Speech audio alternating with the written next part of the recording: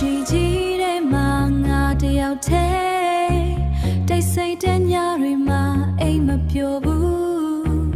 အိမ်မတွေကိုလိုက်ပြီးလမ်းနေတယ်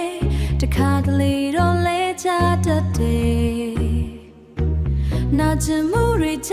မှာတော့ငါမလျှော်တော့ဘူး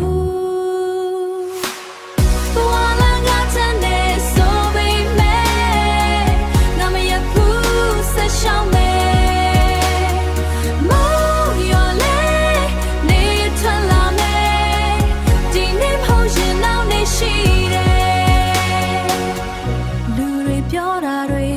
အားလုံးမယုံဘူးကိုယုံကြည်ချက်နဲ့ဘူးကိုယုံကြည်ချက်နဲ့ပဲရှက်တည်မယ်